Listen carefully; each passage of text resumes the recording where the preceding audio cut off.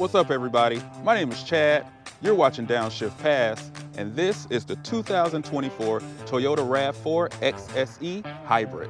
And that's right, folks, we have the hybrid version of the RAV4 here today. So of course, we're going to go over the exterior. It is long in the tooth as far as styling goes. The interior is one of my favorite parts of this cabin, though, is this right here. This is going to be we're going to go for a drive.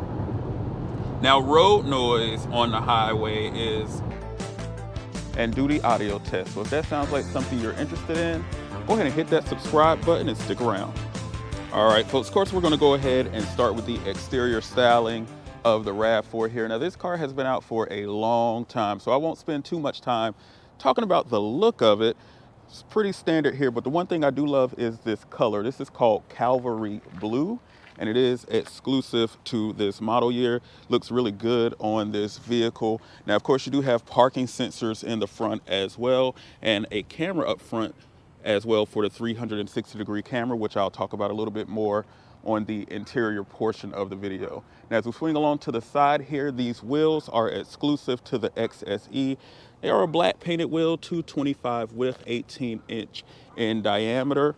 And then you do have your black trim here that you get on the XSE to kind of give it a little bit more of a sportier feel. Now, my particular tester does have a black roof. That is a no-cost option as well. And then it does have these roof bars here, which is a dealer installed option.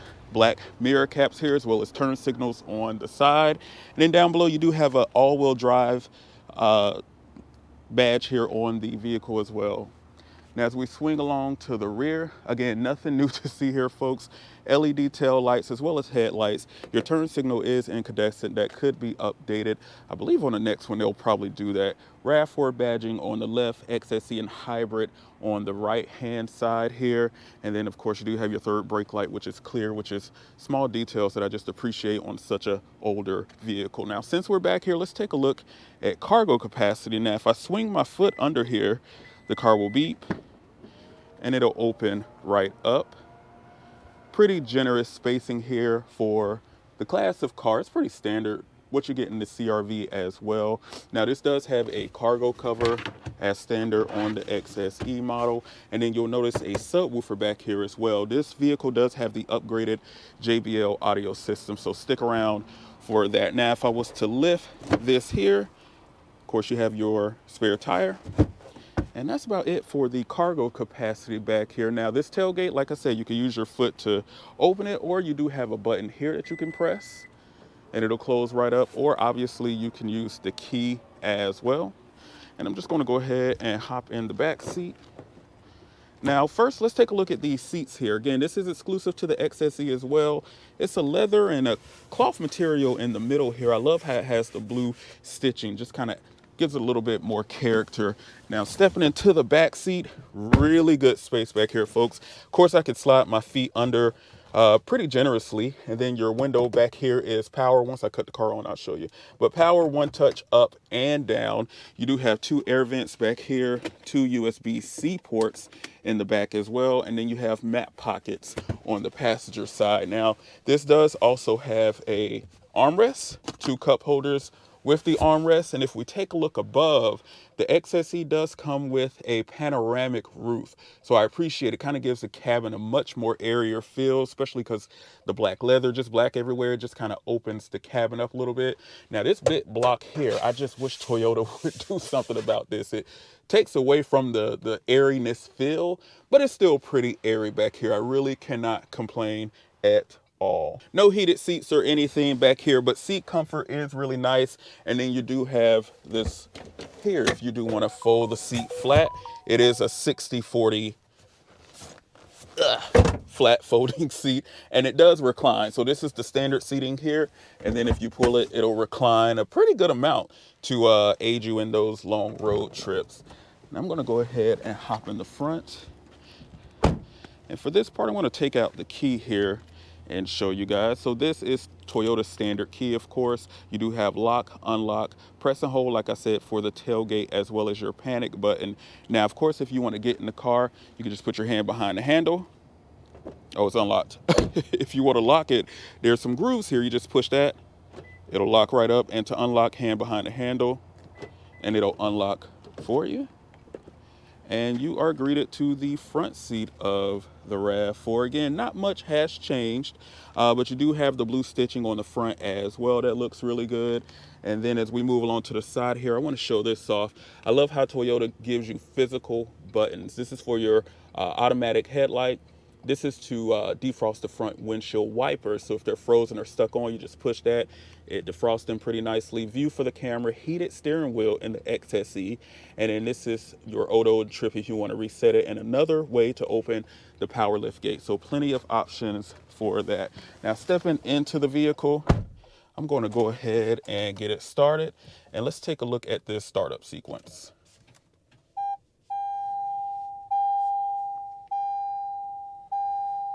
Pretty standard, pretty simple. Now, remember I did say you have one touch up and down in the rear.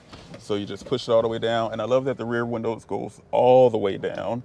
And then one touch as well for the front. Obviously, you do have 2-person memory seats in the XSE model. And then steering wheel controls here. On the left side is going to control pretty much everything that's here, and then on the right side is going to be for your cruise control functions. Now let's go ahead and talk about this completely digital screen here. This is a 12-inch screen, and it's not too customizable, but it does have some neat features. So if you change your drive mode here, which is your drive mode selector, which you can kind of see it has some color. I'll show you since I'm down here. If you turn it to sport, it turns red, push for normal, and then eco all the way to the left, it turns green. So that's pretty neat, I believe. But take a look at the graphics here when you do turn it. So this is normal. That's going to be sport. And then that is going to be eco. And I love how it uses the entire screen. So I think that's really neat. I'm going to put it back in normal for now, but it shows that for a couple of seconds, and then it goes back to the normal gauge look. If you're curious on how this looks when you're in sport mode, nothing changes except for the color. So like I said, it's not too customizable. Let's let it get back. There you go. So you have red in the background now. It's not too customizable, but it definitely gets the job done. As we move along to the infotainment screen here, this is a nice large screen, 10.25 inches. You do have a lot of blank area around the screen, but that's okay. You do get a physical volume knob, which I appreciate. Please, car companies, keep the physical volume knob. And then as we move down below to the HVAC control, all physical, which I appreciate. If you turn the temperature, it kind of makes a noise. It has a very tactile feel, which kind of just gives it a little bit more quality for me. Now, the one thing I did notice about this vehicle, for some reason, the heat doesn't get as hot as I would like for it to, but hey, I don't know. So heated seats as well for the passenger seat and the driver as well as the passenger seat. If you want cooled seats, you do have to step up to the limited. Traction control button and a really nice wireless charging pad here. You just throw your phone there and it starts charging pretty immediately. Moving back down, of course, your drive selector here, PRND. You can go over to sport. This is a CVT transmission, but it will mimic gears somewhat. You'll see that in the drive. Of course, your parking brake, auto hold feature, and then your drive functions here. I showed you how to operate this. Your trail button doesn't change anything. It just throws trail up on the screen. And then of course your EV mode here, so you could drive around in EV mode for a little while up to a certain speed for this car. 2 cup holders, and of course your middle console here, 2 USB ports in there, and a pretty decent amount of space. Onto the passenger side, you have a nice tray that you can also throw a phone into, and it's also rubberized so it won't slide around too much.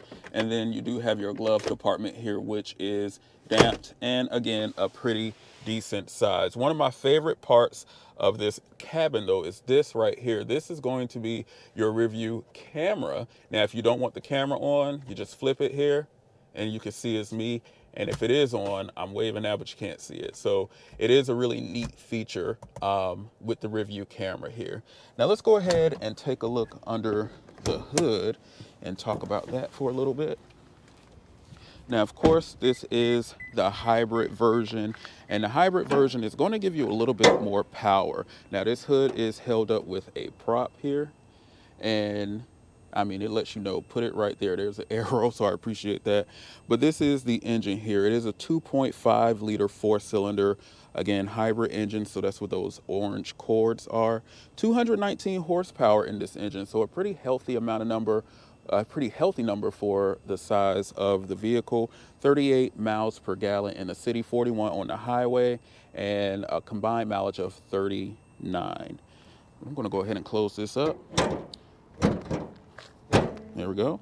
And that's pretty much it for the exterior. Look, engine just popped right on. That's pretty much it for the exterior, as well as the engine specs on the car. So let's go ahead, folks, and take this thing for a drive. All right, folks, setting out here in the RAV4 XSE hybrid. Taking this turn with some speed, since this does have what Toyota calls their sport-tuned suspension. Now, it doesn't mean that it is too rough or it's going to be uncomfortable at all. It's sport-tuned by Toyota. So just take that for what do you want to do? It also listens to you. Just take that for what it's worth. Let's cut this off.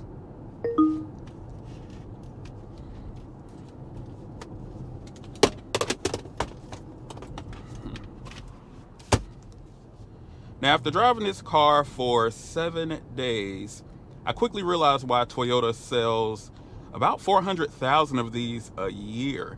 And the hybrid being the most popular, which I think we obviously know why that may be. But you know what? Since I'm at this stoplight, I'm going to go ahead and put it in its sport mode. Remember, it does have that cool sport setting. And I'm just going to brake torque it a little bit here and take off.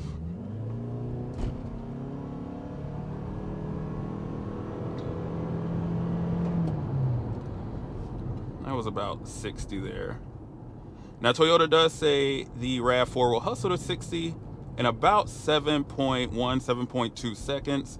That's about the average that you see for the publications. I wish I had a V-Box to see, but I will tell you, I'm going to punch it here in sport mode.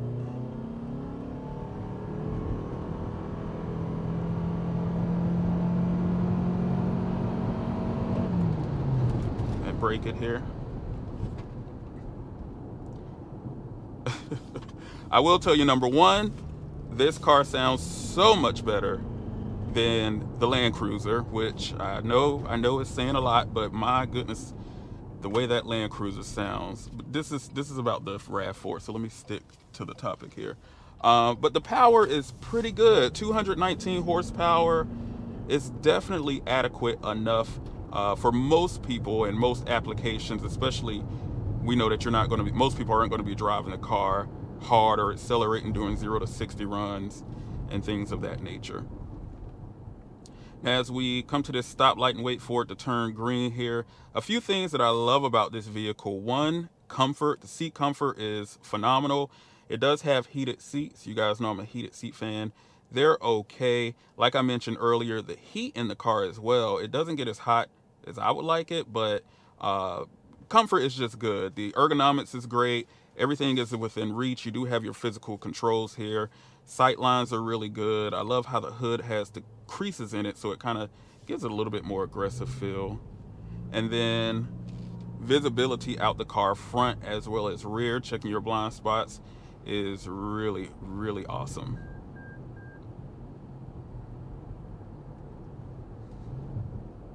I'm going to put it back in its normal mode and drive it the way it was intended.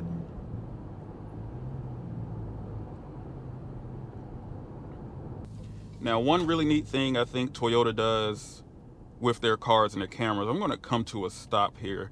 I want to say it's around maybe 5 miles an hour. You'll notice that the rear view camera comes on each time. Now, you can cut this off with this button here, but if you want to keep it on, every time you come to a stop, it shows the front camera on this side and the 360 camera here, so you can see how close you are and what's around you. It annoyed me at first, but I really got used to it and started to appreciate it, especially when you're coming up to park somewhere in a tight spot.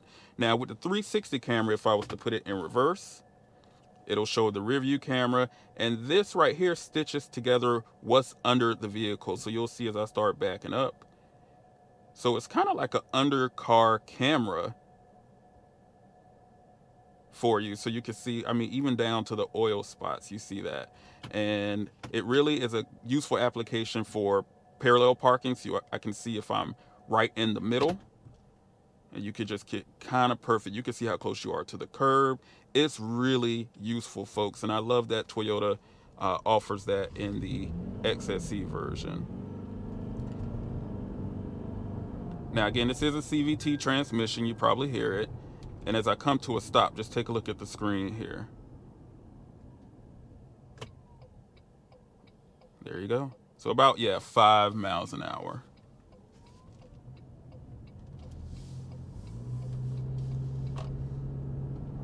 Now, with this being an EV, it will allow you to drive it in electric only mode. Right now I'm exceeding the speed, but you do have an EV mode button here. If you push that, it'll go into electric only mode up until about, I want to say 25 or 26 miles an hour. So if you're a city slicker, hybrids really work well in stop and go, because you can drive around, especially in traffic, mostly in EV mode. Now, when you need the additional power, the gas engine will come in with zero issue. It doesn't hesitate too much. It's not jerky. It doesn't feel uncomfortable when the engine does start up. And when it cuts off, it doesn't feel bad whatsoever.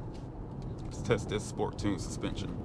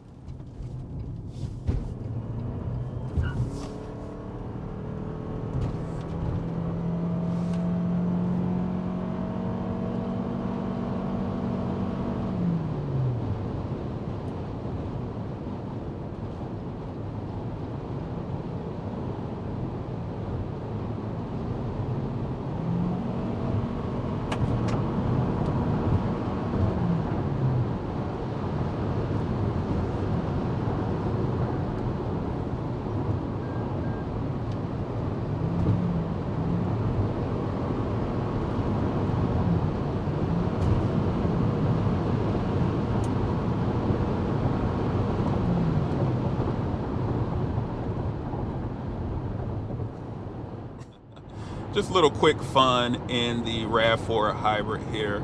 Now, one of my favorite things about the highway drive is just how compliant this vehicle is. I really feel like it'll be, it's no offense if you want to go buy one, but a really good fleet vehicle. If you have people or a group of people you need to get cars for, I mean, it just does everything well. Like I said, it does have the heated steering wheel. Strange thing about it though, it only heats this portion of the steering wheel. So top, bottom are cold, but right here it's nice and heated. Feels really nice and warm, gets really toasty actually. Now, road noise on the highway is kind of a sore spot for me. I think it's relatively loud. Now, mine does have the roof rails up top, so of course that's going to give you a little bit more noise, but the road noise is what it is. I don't know if it's the tires, the mirrors, or what that's creating it, but it is pretty loud to me on the highway. I feel like that's something a little bit more sound deadening would be appreciated.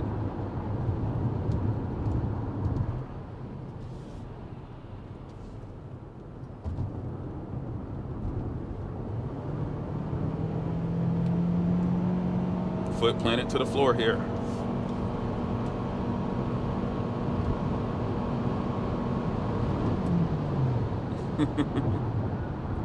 All right, folks, now like I mentioned, this does have the JBL audio system, which is the upgraded audio system for the RAV4. It does have 11 speakers, 9 different locations, and remember, this does have a subwoofer in the back as well.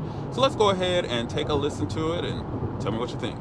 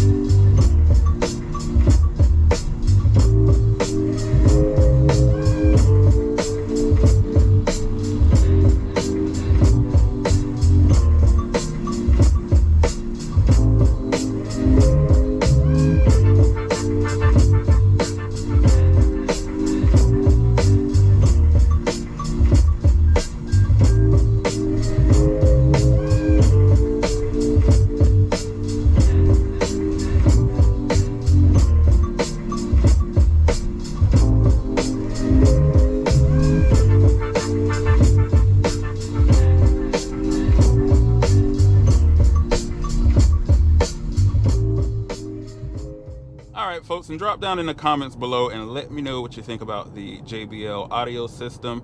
If it was me personally, I'm definitely always going to upgrade the audio. It sounds okay, but I can only imagine what the bass sounds like if this sounds as decent as it sounds. So I'm going to spring for the JBL audio system for certain.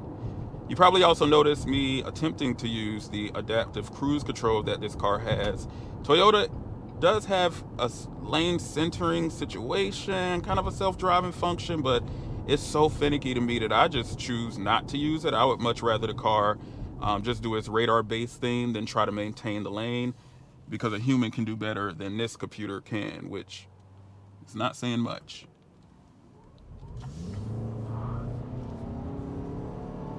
Now, although the RAV4 has been out for quite some time, Toyota keeps it really simple, and it's still an awesome vehicle. I love the cool features that you can get on the XSE, this cool Cavalry blue. You do have the blacked out roof, black wheels, panoramic sunroof.